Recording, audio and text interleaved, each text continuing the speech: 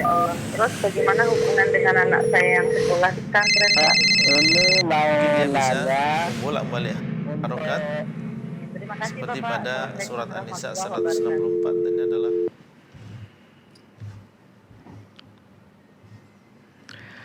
Bismillahirrahmanirrahim. Assalamualaikum warahmatullahi wabarakatuh. Pemirsa, pendengar dan juga penyimak live interaktif Fatwa TV kembali berjumpa bersama kami dalam program live interaktif kali ini Jalan Lurus yang diampu oleh guru kita Ustadz Dr. Abdullah Roy MA Hafizullah Ta'ala. Dan tentunya senang sekali setelah sekian lama mungkin kita tidak live secara langsung, pemirsa, kita kembali dipertemukan oleh Allah dalam program yang semoga mendatangkan kebermanfaatan bagi kita semuanya. Dan kurang lebih selama 1 jam ke depan kita akan sapa Anda dan juga menjawab pertanyaan-pertanyaan yang sudah masuk ke redaksi kami di www.dewanfatwa.com. Dan juga kami akan persilahkan seperti biasa bagi Anda yang memiliki permasalahan yang berkaitan dengan Islam dan Anda belum tahu solusinya, silakan bisa bertanya secara langsung kepada Ustadz. Line telepon kami buka nantinya 0331 544 6087. Dan malam hari ini telah hadir bersama kami di studio Fatwa TV Jember. Pemateri kita ada Ustadz Dr. Abdullah Roy MA. Assalamualaikum Ustadz. Waalaikumsalam warahmatullahi wabarakatuh. Ahlan wa sahlan Ustadz. Ahlan bikum. Masya Allah. Gimana mudiknya Ustadz? Lancar Ustadz? Alhamdulillah. Alhamdulillah. Gimana antum, sehat ya? Alhamdulillah juga sehat. Nggak kemana-mana? Ke kota sebelah saja. Kota sebelah aja, Masya Allah. Alhamdulillah. Mudiknya dekat ya? Mudiknya dekat Ustaz. Tidak seperti antum jauh Ustaz. Dari ujung ke ujung. Timur Pulau Jawa ke Ujung barat. Masya Allah. Tapi lancar Ustaz ya, alhamdulillah ya. Alhamdulillah. Merasakan macet setelah 2 tahun tidak boleh mudik Ustaz. Alhamdulillah, Masya Allah. Barakallahu fikum Ustaz. Fiikum barakallah. Nah, ini mungkin jadi semangat dan juga kegembiraan tersendiri juga bagi pemirsa Fatwa TV yang alhamdulillah Allah izinkan bisa kembali bertemu dengan keluarga di Lebaran tahun ini. Semoga semangat silaturahim Ustaz ya, istilahnya Ustaz ya. Betul. Ini menambah semangat Anda sekalian yang saat ini mungkin sudah kembali ke kota perantauan atau kota tempat di mana Anda bekerja. Tapi malam hari ini kita juga sapa beberapa media yang juga merelay live interaktif kami. Di antaranya ada Radio Binbas Yogyakarta, Radio Sahabat Tegal, Radio MDFM Probolinggo, Radio Hang FM Batam, Radio Sago FM Sumatera Barat, Radio Amuba Pangkal Pinang, Radio Gema FM Bontang, Radio Al Hikmah Banyuwangi, Radio Tua FM Riau, Radio Madinah Caruban, Radio Mas FM Seragen, dan juga beberapa media lainnya mungkin tidak bisa kita informasikan satu persatu. Tapi sebelum kita jawab pertanyaan yang sudah masuk ke redaksi, kita akan persilahkan kepada Ustadz Dr. Abdullah Roy MA untuk menyampaikan satu kajian pembuka. Tafadhol Ustaz. Bismillahirrahmanirrahim. Alhamdulillah Rabbil alamin wa asyhadu an la ilaha illallah wahdahu la syarikalah wa asyhadu anna Muhammadan abduhu wa rasuluhu sallallahu alaihi wa ala alihi wa sahbihi wattabi'ina lahum bi ihsanin ila yaumiddin wa sallama tasliman katsiran amma ba'd. Pertama, kita ucapkan taqabbalallahu minna wa minkum. Semoga Allah Subhanahu wa taala menerima amal ibadah kita semuanya, khususnya ibadah-ibadah yang kita lakukan di bulan Ramadan, baik puasanya yang merupakan rukun di antara rukun-rukun Islam, demikian pula salat tarawih dan berbagai ibadah yang alhamdulillah alladzi bi ni'mati tatimmus shalihat. Allah Subhanahu wa taala telah mudahkan kita semuanya untuk melakukan berbagai ibadah tersebut. Para pemirsa Fatwa TV yang dimuliakan oleh Allah, di antara nikmat yang harus kita syukuri adalah nikmat aman. Kita hidup di negara yang aman, tentram, tidak ada di sana kekacauan, tidak ada di sana peperangan. Berbeda dengan sebagian negara yang kita tahu bersama sekarang sedang diuji oleh Allah Azza wa Jalla. Di sana ada peperangan, tiap hari ada bom, tiap hari ada tembak-menembak yang tentunya akibat dari ini semua adalah banyak hal, baik kerugian di dalam masalah harta dunia maupun banyaknya orang yang meninggal tanpa hak, banyaknya anak yang kehilangan orang tua, istri yang kehilangan suami, berpisah antar keluarga, terluka dan seterusnya. Tentunya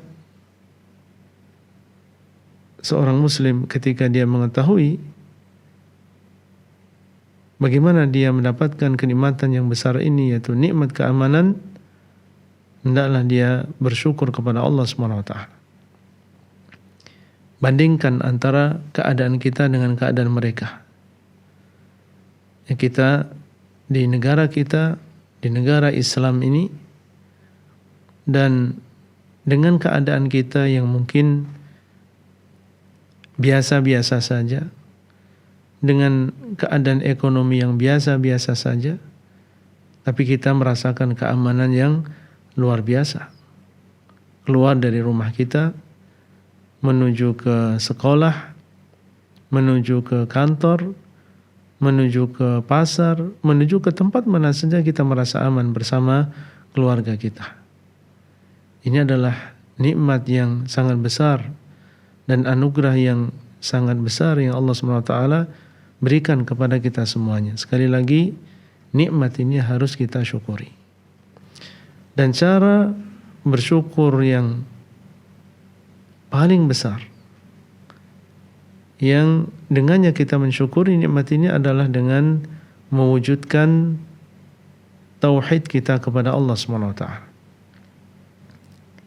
Mengisahkan Allah di dalam ibadah. Ini adalah bentuk syukur kita yang paling besar kepada Allah atas seluruh nikmat secara umum dan khususnya nikmat aman ini. Kita dalam keadaan aman, maka gunakan nikmat yang besar ini untuk mengesahkan Allah di dalam ibadah. Di dalam Al-Quran, ketika Allah SWT mengingatkan orang-orang Quraisy dengan nikmat yang besar ini, yaitu nikmat aman,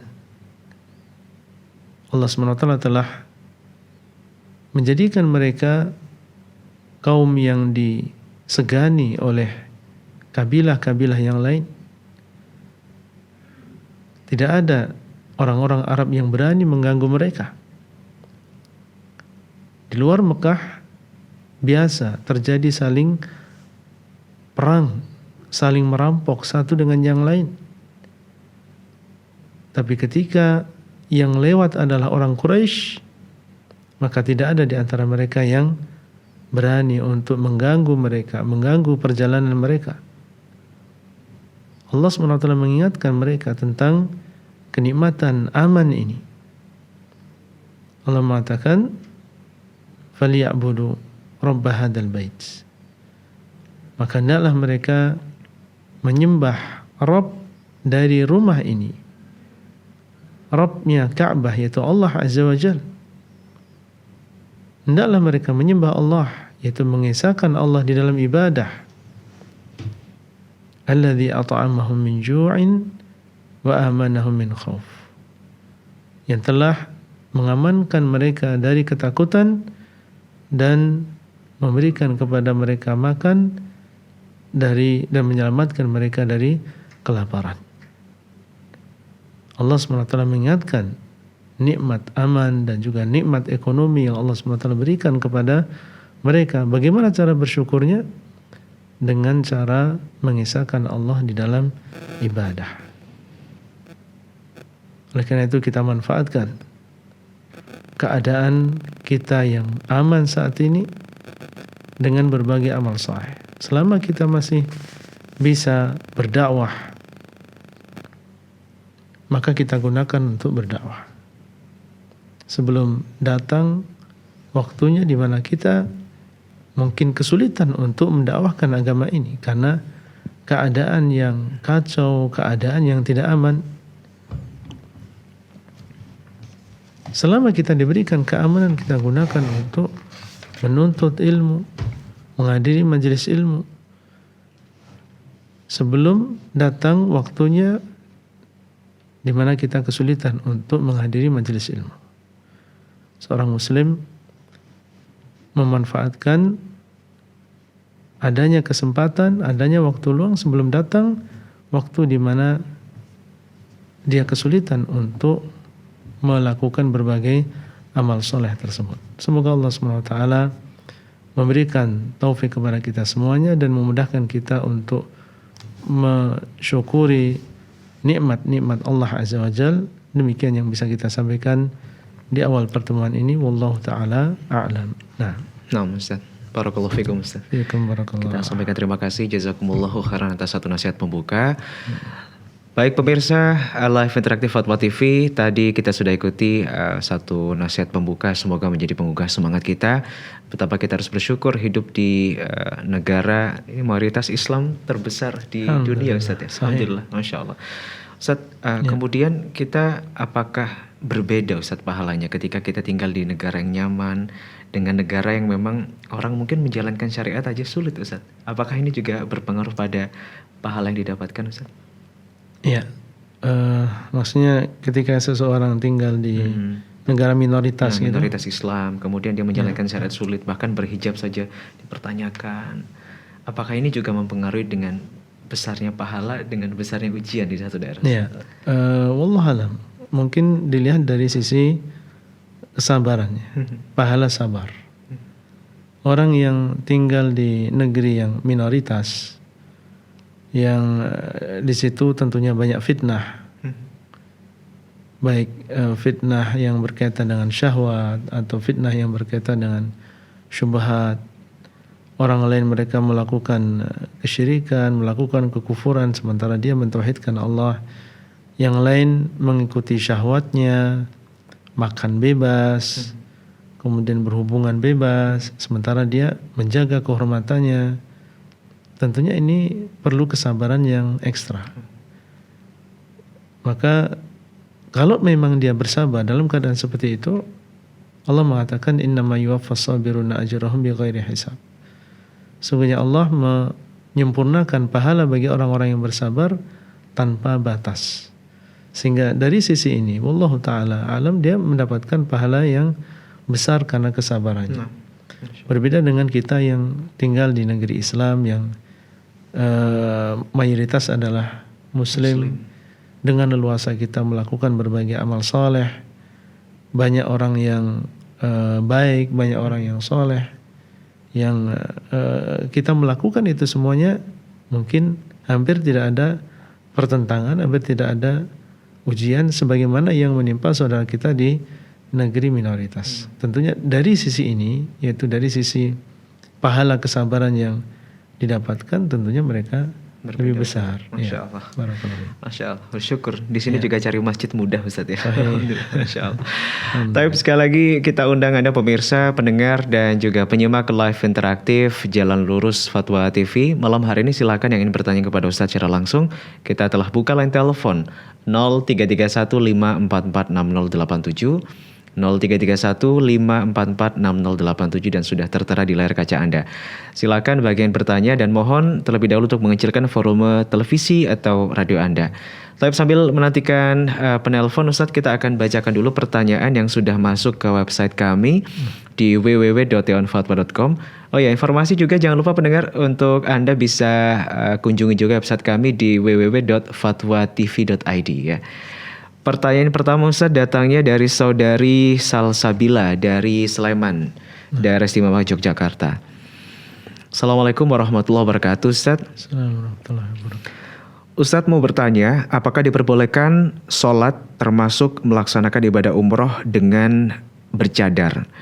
Karena ada yang mengatakan jika sholat dengan mengenakan cadar itu tidak boleh, karena Allah ingin melihat wajah kita. Ustadz, apakah perkataan tersebut mentakwil Allah atau memang hukumnya kalau sholat ataupun umroh tidak boleh memakai penutup muka? Ketika safar juga apakah diperbolehkan Ustadz mengenakan cadar? Sebab ada beberapa masjid atau masjid tertentu yang tidak ada tirai pemisahnya antara jamaah laki-laki dengan jamaah perempuan. Taib. Sebelumnya kita perlu ingatkan bahwasanya masalah cadar ini ada perselisihan di antara para ulama. Ada yang mengatakan hukumnya wajib dan ada di antara mereka yang mengatakan hukumnya sunnah. Sangat-sangat dianjurkan.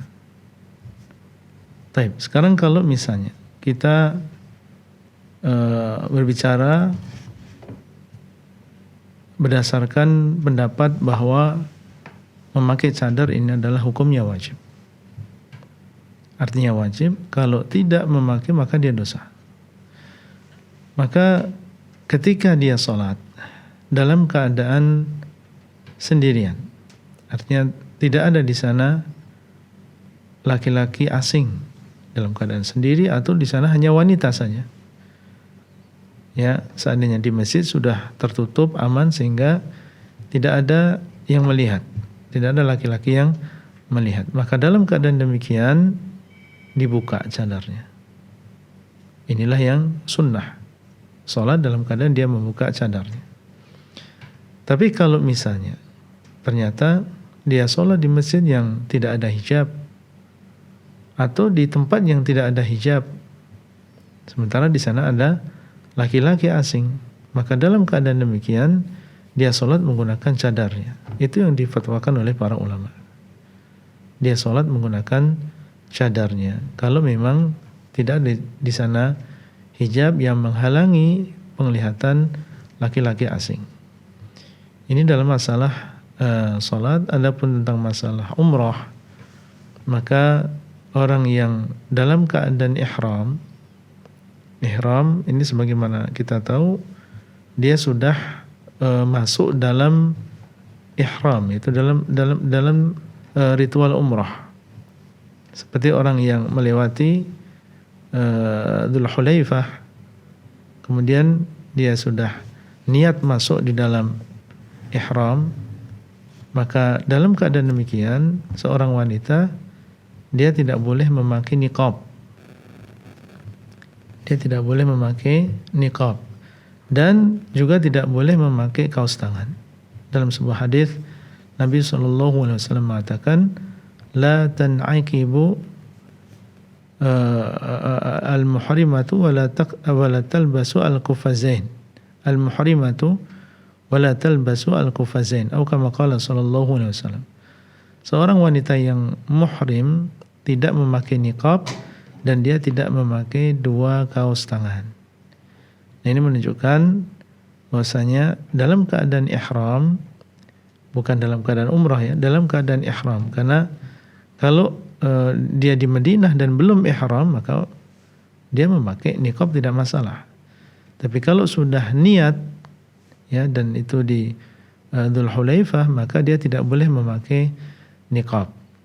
Taib. Lalu bagaimana seandainya ada laki-laki asing? Karena kita umrah kadang kita memakai angkutan umum, ya memakai bis dan di sana ada laki-laki asing.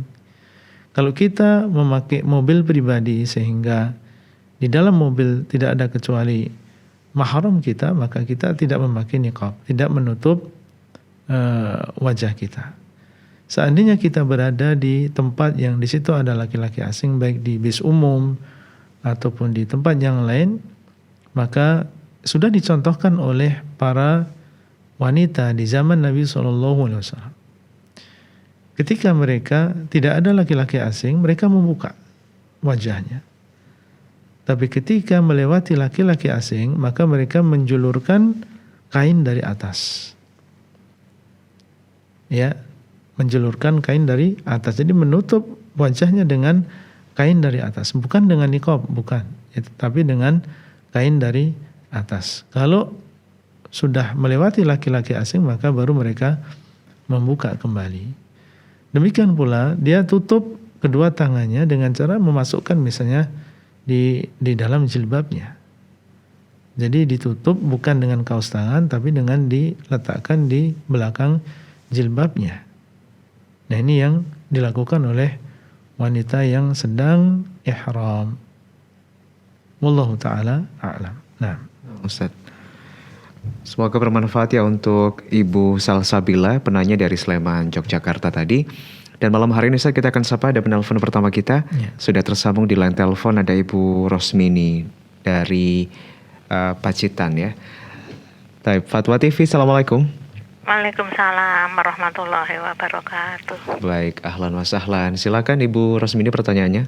Assalamualaikum warahmatullahi wabarakatuh, Ustaz. Assalamualaikum warahmatullahi wabarakatuh. Sebelum bertanya, kami mengucapkan taqabbalallahu minna wa minkum. Amin. Taqabbalallahu minna wa minkum. Ya. Terus pertanyaan kami, berhubung Ustaz beberapa waktu yang lalu menjelaskan tentang mendatangi dukun, Ustaz. Karena saya sering mendatangi dukun, tapi niat saya untuk memijat badan saya, karena kita maklum sebagai wanita kalau habis bepergian itu kadang-kadang terasa badan kurang enak, juga di dalam perut itu terasa kurang nyaman. Tidak ada maksud lain. Apa seperti itu juga termasuk tidak diperbolehkan? Ini maksudnya dukun pijat Ibu ya? Ya, wanita. Oke. Tapi selama proses itu apakah ada ritual-ritual yang aneh-aneh Ibu? Tidak ada. Tidak ada. Jadi murni dipijat Ibu ya? Iya, murni dipijat. Baik. Terus selain itu, doa sesudah witir itu pernah Ustadz menjelaskan Subhanallah Malikul Kudus itu dibaca 3 kali, yang terakhir dikeraskan suaranya. Kalau itu ditambah dengan apa itu subuhun kudusun rabbuna ma rabbul malaikati waruh. Nah, itu yang minta maaf itu apa yang kalau habis tarawih itu iya apa bagaimana maaf saya lupa. Ya. Itu ditambah apa bisa apa enggak? Begitu maksud saya. Baik. Kalau cuma seperti itu tadi cukup. Kasih jawabannya, jazakumullah khairan. Nah, wajazakillahu khairan Ibu. Terima kasih. Ya, barakatuh. Waalaikumsalam warahmatullahi wabarakatuh. Ya. Baik Ustaz, ada 2 pertanyaan Ustaz. Baik. Pertanyaan yang pertama, larangan yang disebutkan dalam hadis man ata kahinan, barang siapa yang mendatangi dukun, maka dukun yang dimaksud di sini kita harus kembali kepada makna yang dimaksud oleh Nabi SAW. Maksudnya adalah dukun yang dikenal oleh orang-orang Arab di zaman jahiliyah dahulu. Mereka adalah orang-orang yang mengaku mengetahui ilmu yang gaib. Dukun maksudnya adalah yang mengaku mengetahui ilmu yang gaib, baik dengan cara melihat bintang, atau dengan melihat telapak tangan, atau dengan cara melihat mangkok yang diisi air. Inilah yang dimaksud dengan dukun. Ya, ada juga yang mengartikan dukun di sini adalah yang membantu orang mencari barang yang hilang misalnya. Masuk di dalamnya adalah tukang-tukang sihir. Inilah yang dilarang oleh Nabi SAW untuk kita datangi. Adapun di negeri kita, maka ada di sana istilah dukun pijat. Maksudnya adalah seorang yang punya keahlian memijat orang lain, dan dengan sebab tersebut dia menjadi sehat, dia menjadi fit kembali, dia menjadi hilang pegel-pegelnya dan seterusnya. Tidak ada di sana campur tangan syaitan, tidak ada di sana campur tangan jin. Dan masyarakat kita menamakan ini dengan dukun pijat. Apakah dukun di sini masuk dalam hadis yang pertama tadi? Tentunya tidak ya. Ini istilah di negeri kita saja mereka menamakan dengan dukun pijat, dan tidak ada hubungannya dengan jin, tidak ada hubungannya dengan meramal ilmu yang gaib. Kecuali apabila memang dia merangkap ya. Ya dukun pijat, ya dukun yang meramal ilmu yang gaib. Nah, ini lain lagi. Tentunya tidak boleh kita mendatangi orang-orang yang memiliki pekerjaan seperti itu. Tapi kalau memang pekerjaannya hanya dukun pijat saja, tukang pijat saja, tidak masalah. Nah, semoga ini yang dimaksud oleh Ibu Rosmini tadi.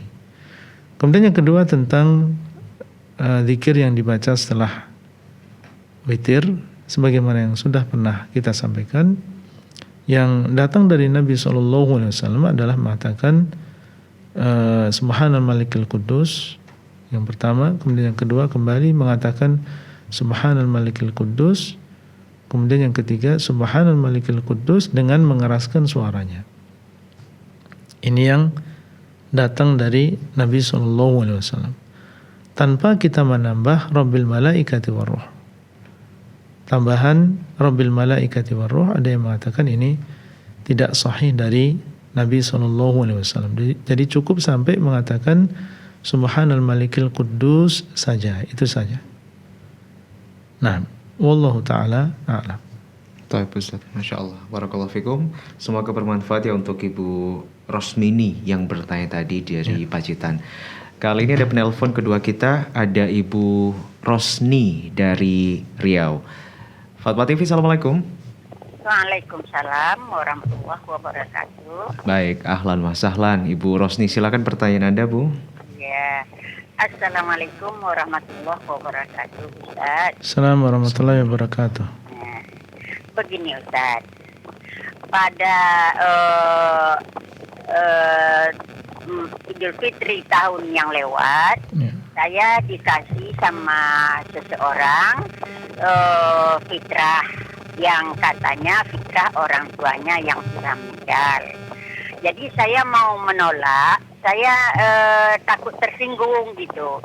Jadi saya terima dan fitrah yang dikasih tadi saya serahkan kepada orang yang lebih berhak menerimanya pada tahun yang lewat. Jadi pada tahun Idul Fitri tahun ini saya dikasih juga sama pengurus masjid yang memungut fitrah masyarakat gitu. Dikasih fitrah untuk 2 orang fitrah dan uang sebanyak 150.000. Jadi saya menganggap saya ini rasanya tidak layak menerimanya. Pertama, saya menerima pensiun dari suami saya. Yang keduanya, saya seorang pedagang dan malah saya memberikan zakat perdagangan saya kepada fakir miskin. Jadi bagaimanakah fitrah yang saya terima dari masjid tersebut, Ustaz? Apa harus saya sedekahkan juga kepada fakir miskin atau saya terima saja yang saya gunakan saja yang sudah dikasih pengurus masjid tersebut? Mohon penjelasannya, Ustaz. Baik. Assalamualaikum warahmatullahi wabarakatuh. Waalaikumsalam warahmatullahi wabarakatuh. Insyaallah. Ya. Sebagaimana kita tahu bahwasanya zakatul fitr atau zakatul fitrah ini diberikan bagi fakir miskin, ya. Diberikan kepada fakir miskin. Hikmahnya adalah supaya mereka bisa bergembira, berbahagia bersama kita di hari raya Idul Fitri. Mereka tidak mikir lagi tentang makannya. Padahal di hari-hari biasa sebelumnya mungkin mereka, yaitu orang-orang fakir miskin tadi, masih memikirkan apakah dia bisa makan nanti malam, apakah yang akan dimakan besok. Maka kita berharap semoga dengan diberikan zakat fitrah tadi tidak ada yang demikian. Nah, ini hikmah dari zakat fitrah. Oleh karena itu, kalau misalnya kasusnya adalah kita merasa diri kita adalah orang yang mampu, bukan termasuk fakir miskin, maka seandainya ada yang memberikan kepada kita, jangan kita ragu-ragu untuk menolaknya. Kita katakan bahwasanya Pak, mungkin bisa diberikan kepada yang lebih berhak. Itu tetangga kita ada yang insya Allah lebih berhak daripada saya. Adapun saya, maka alhamdulillah saya berkecukupan misalnya. Ya, bisa kita tolak dengan cara seperti itu. Baik dari individu maupun dari lembaga, misalnya dari masjid. Kalau memang kita merasa bukan orang yang berhak, ya kita katakan dengan terus terang supaya mereka pun segera menyampaikan amanah tersebut kepada orang-orang yang memang berhak. Dan waktu untuk membagikan zakat fitrah ini terbatas, yaitu sampai sebelum sholat Idul Fitri. Adapun sekarang tentunya sudah terlambat, dan kalau memang itu sudah terjadi ya tidak bisa lagi kita kembali tentunya. Yang terjadi biarlah terjadi, cuma lain kali tahun depan kalau memang terulang kembali, artinya kita diberi lagi oleh pihak masjid atau siapa saja dan kita merasa diri kita adalah orang yang mampu, bahkan kita termasuk yang mengeluarkan zakat harta, maka jangan kita ragu-ragu untuk menolaknya dengan penolakan yang baik, atau kita terima dan kita katakan, Pak, nanti saya berikan insyaallah kepada tetangga saya atau kepada keluarga saya yang membutuhkan misalnya. Jadi kita statusnya sebagai wakil, ya sebagai wakil, bukan orang yang menerima. Cuma ya harus segera kita berikan sebelum akhir waktunya, yaitu sebelum didirikannya sholat Id, wallahu taala a'lam. Nah, insyaallah. Jadi sah-sah saja sebenarnya menolak, Ustaz ya? Ya, tidak masalah. Apalagi ini berkaitan dengan syariat. Zakat fitrah, ya zakat fitrah sudah ada orang-orang yang memang berhak untuk mendapatkan zakat fitrah. Ya. Nah, Masya Allah. Ya. Semoga bermanfaat ya untuk Ibu Rosni, sehingga tahun depan tidak lagi kalau masih Allah berikan usia, Ustaz ya, tidak lagi menerima zakat fitrah tersebut dan memberikan kepada mereka yang lebih berhak. Sambil menantikan penelpon, Ustaz, kita akan sapa lagi penanya kita yang sudah mengirimkan pertanyaan di jalur website ya. Baik, Ustaz, dari saudara Dita, Ustaz, di Kota Bekasi, Jawa Barat. Assalamualaikum warahmatullahi wabarakatuh, Ustaz. Assalamualaikum warahmatullahi wabarakatuh. Semoga Allah Ta'ala selalu menjaga Ustaz, tim Fatwa TV dan juga seluruh kaum muslimin. Amin. Izin bertanya, Ustaz, apakah ada keutamaan atau pahala yang berbeda jika membaca mushaf Al-Quran yang tanpa terjemahan dibandingkan dengan mushaf dengan terjemahan? Selama ini saya lebih sering membaca mushaf dengan terjemahan karena ini membantu saya untuk memahami artinya. Mohon nasihatnya, Ustaz. Jazakumullahu khairan wa barakallahu fikum. Ya. Wallahu a'lam. Tidak ada di sana perbedaan. Kita kembali kepada hadis Nabi sallallahu alaihi wasallam, "Man qara'a harfan min kitabillah, kana lahu bi kulli harfin hasanah, wal hasanatu bi asyri amsalihha." Barang siapa yang membaca satu huruf dari Al-Quran, maka dari setiap huruf yang dia baca, dia mendapatkan satu kebaikan. Dan satu kebaikan dilipat gandakan menjadi 10 kebaikan. Beliau mengatakan, man qara'a, barang siapa yang membaca, baik membacanya dari mushaf, atau membacanya dari Quran yang di situ ada terjemahannya, atau membacanya dengan hafalan, maka masuk dalam hadis ini. Masuk dalam hadis ini. Masuk dalam ucapan beliau, man qara'a, barang siapa yang membacanya. Oleh karena itu, kita berharap semoga ketika seseorang membaca Al-Quran dan di situ ada terjemahannya, dan sambil dia memahami apa yang dia baca, maka ini tidak mengurangi pahalanya. Bahkan semoga dia mendapatkan pahala yang lain, yaitu pahala tadabbur Al-Quran, pahala untuk berusaha untuk memahami apa yang ada di dalam Al-Quran, karena memang Al-Quran diturunkan oleh Allah bukan hanya untuk dibaca saja, tapi untuk dipahami, untuk ditadabburi.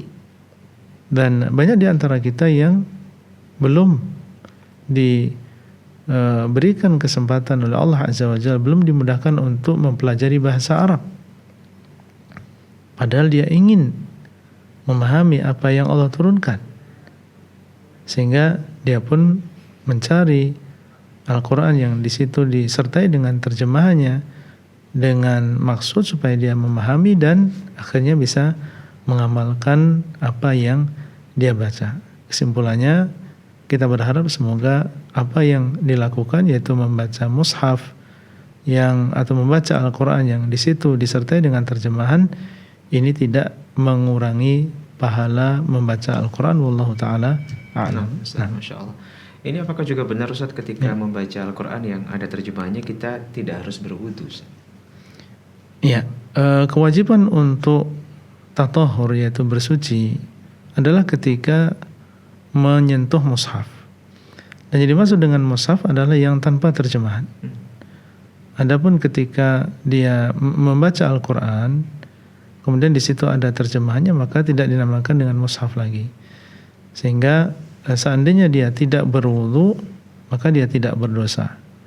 Jumhur ulama mengatakan ini adalah sebuah kewajiban, yaitu menyentuh mushaf dalam keadaan bersuci.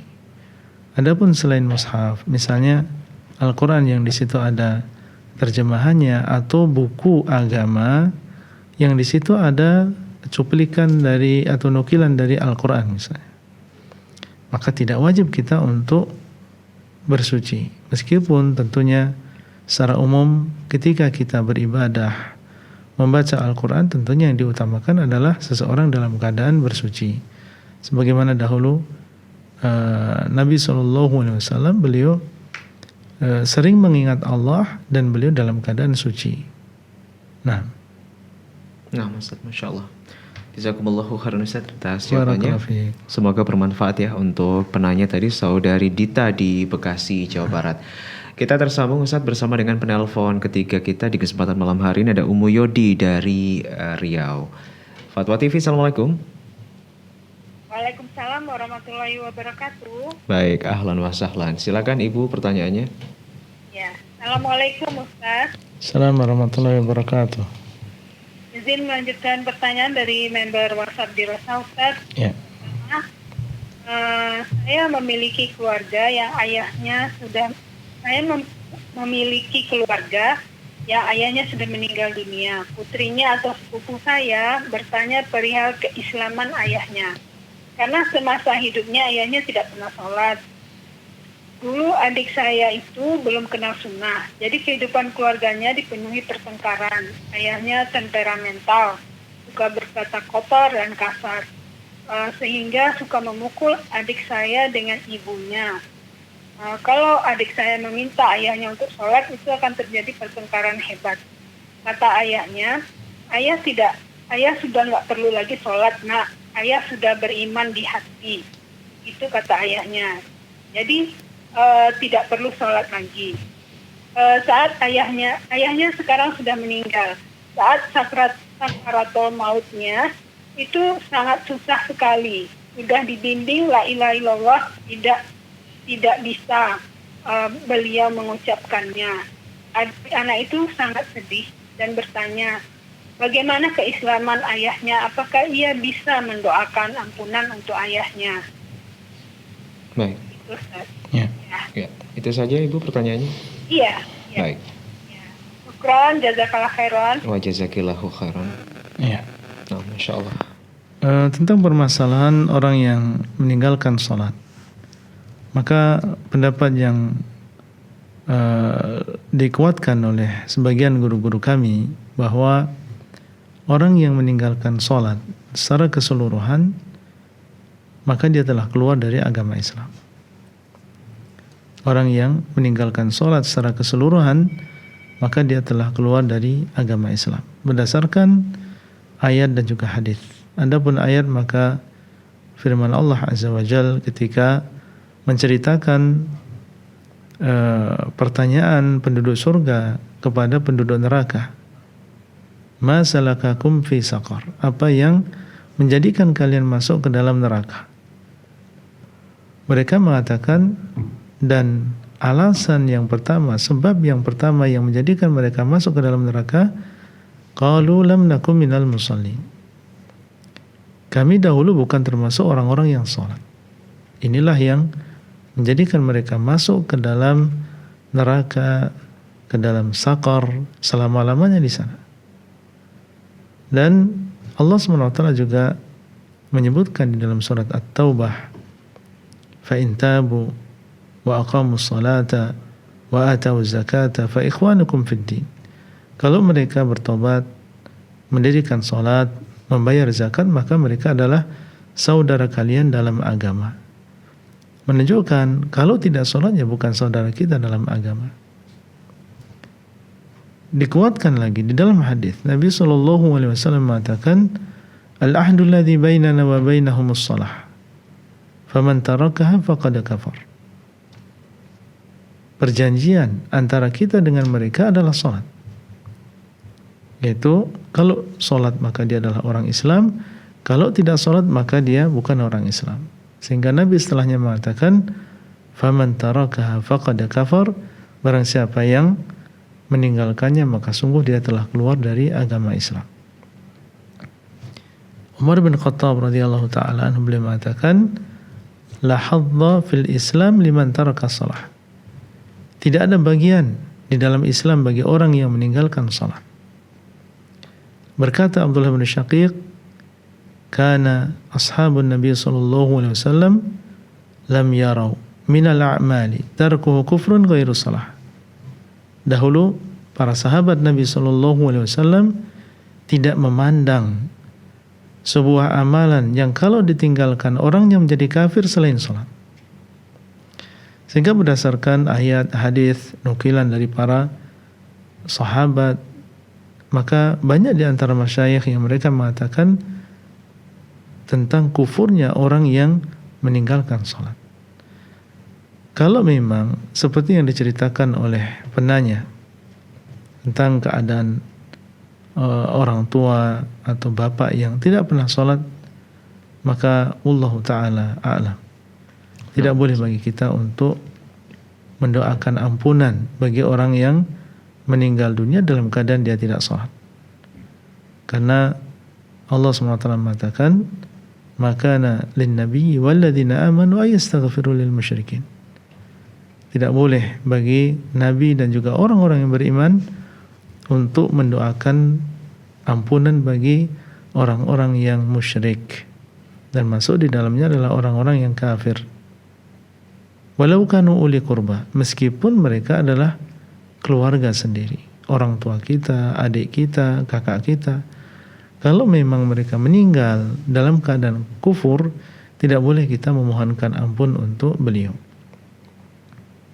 Min ba'di ma tabayyana lahum annahum ashabul jahim. Setelah jelas bahwasanya mereka ini adalah penduduk neraka, mati dalam keadaan kufur. Ya, wallahu taala a'lam. Nah, insyaallah. Jadi sebagai seorang anak bentuk baktinya tidak bisa, Ustaz ya.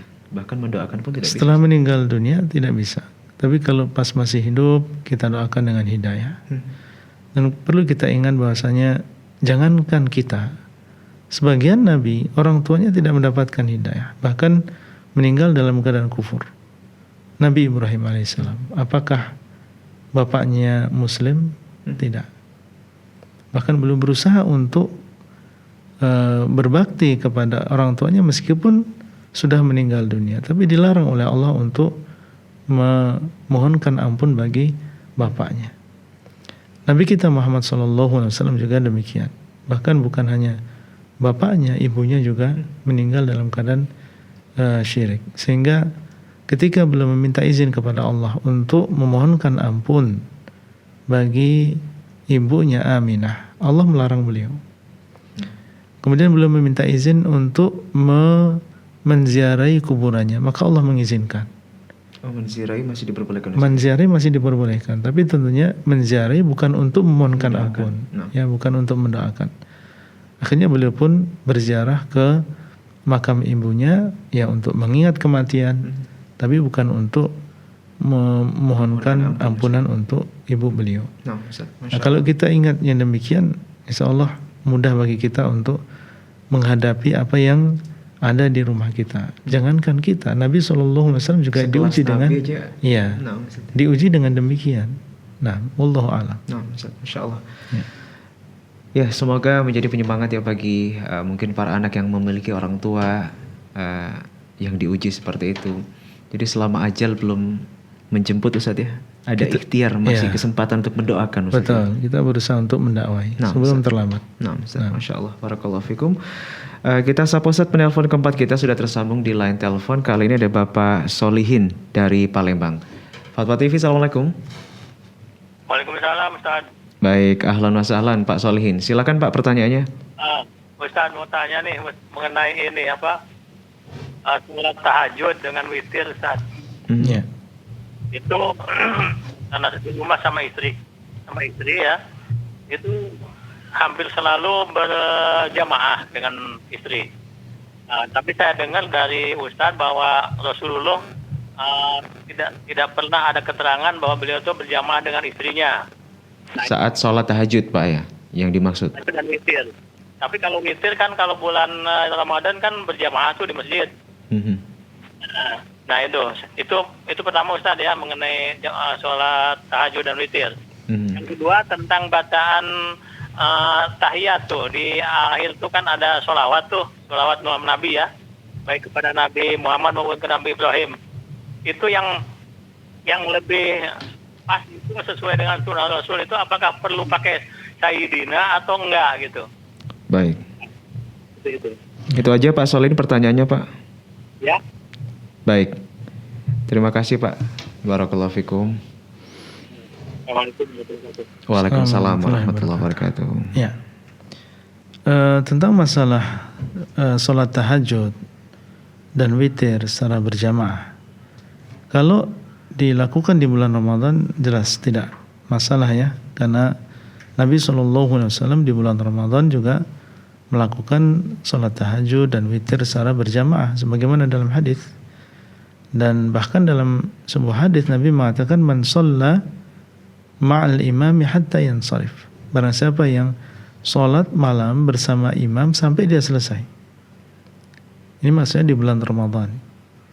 Ya, kita melakukan sholat tarawih, dan sholat tarawih di bulan Ramadan adalah sholat tahajud. Karena tahajud adalah sholat malam yang dilakukan ya di bulan Ramadan di malam hari.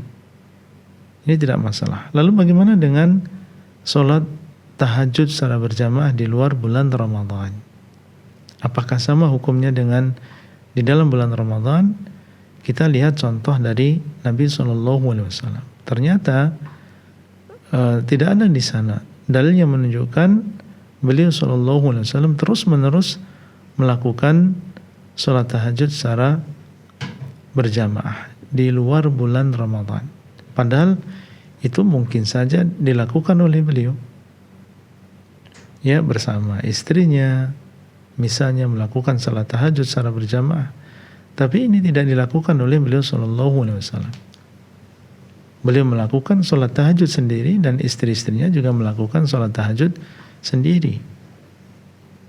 Ya, jadi di luar bulan Ramadan kita melakukan sholat tahajud sendiri-sendiri. Boleh dilakukan, tapi tanpa membuat perjanjian sebelumnya. Misalnya ada kita sedang sholat tahajud, kemudian ada anak kita yang melihat kita sholat tahajud dan ingin sholat di belakang kita, maka tidak masalah, tidak ada perjanjian sebelumnya. Dan ini pernah terjadi pada diri Nabi SAW. Beliau melakukan sholat, kemudian datang Abdullah bin Abbas, dan saat itu beliau masih kecil, dan sholat bersama Nabi SAW. Jadi kalau memang terkadang kita ingin atau kita melakukan sholat tahajud di luar bulan Ramadan dengan berjamaah tanpa ada perjanjian sebelumnya, kita sholat kemudian istri kita di belakang tiba-tiba datang dan ingin sholat di belakang kita, tidak masalah. Ya, tapi kalau dijadikan ini amalan yang terus-menerus dilakukan, karena saya dengar ada sebagian pondok ya atau tempat menuntut ilmu yang sampai mengharuskan. Jadi tiap hari mereka melakukan sholat tahajud secara berjamaah. Bahkan melarang santrinya untuk sholat tahajud sendirian. Jadi seakan-akan suasananya adalah suasana di bulan Ramadan. Tentunya ini tidak ada sunnahnya dari Nabi SAW. Baik, itu pertanyaan yang pertama. Kemudian pertanyaan kedua tentang masalah ucapan Sayyidina ketika seseorang membaca sholawat ketika sholat. yang datang lafadznya dari Nabi SAW adalah tanpa menggunakan kata sayyidina.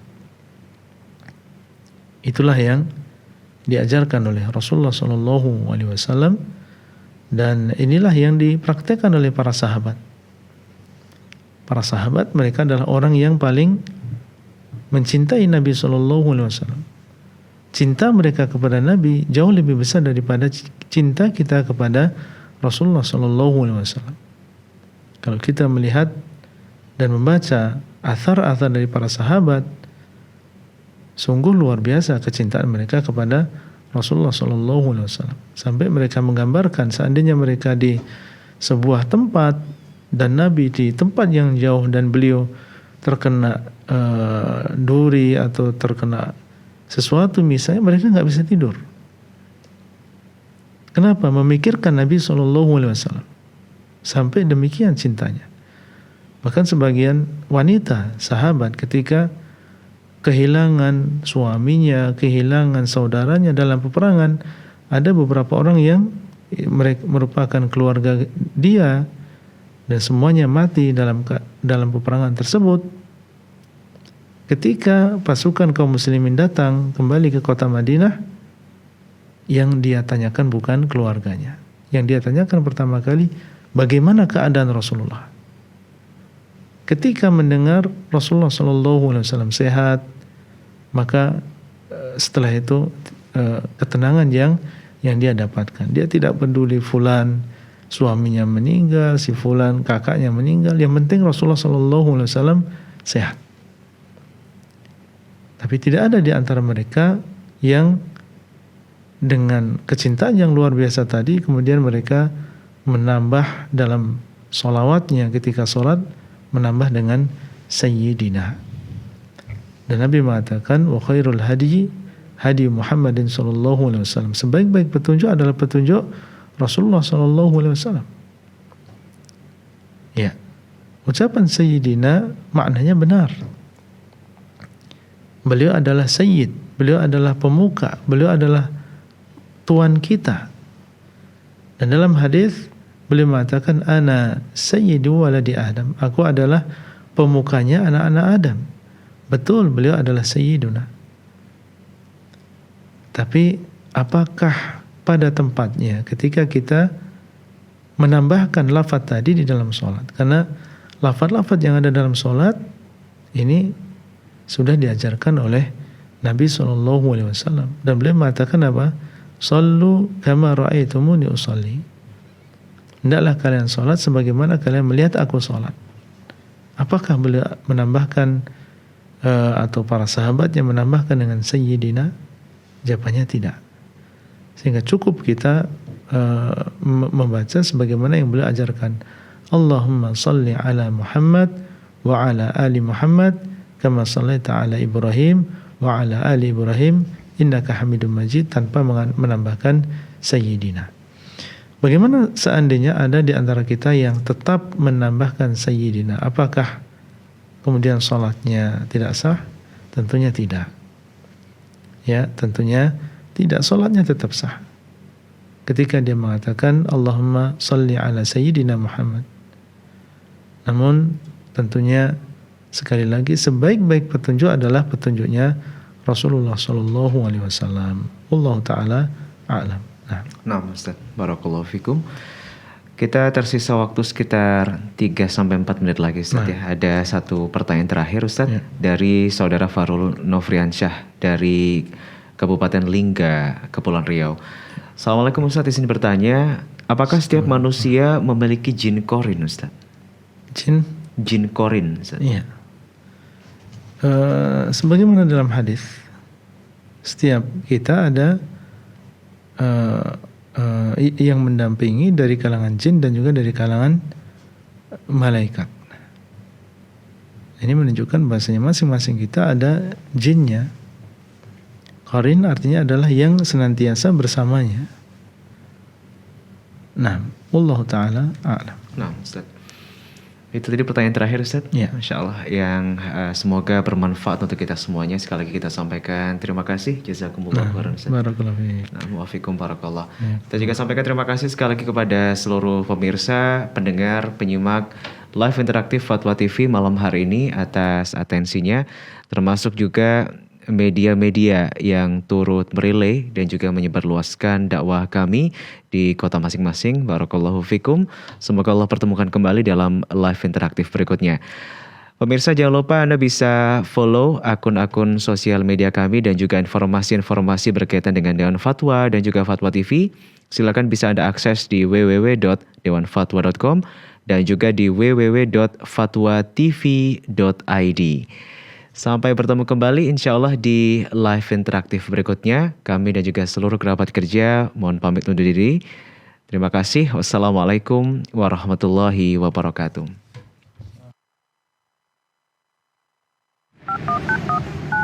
Ya Allah, terus bagaimana hubungan dengan anak saya yang sekolah di pesantren, Pak? Ini mau Dia bisa nanya bolak-balik harokat Terima kasih, seperti Bapak. pada Assalamualaikum surat An-Nisa warahmatullahi wabarakatuh. 164 dan adalah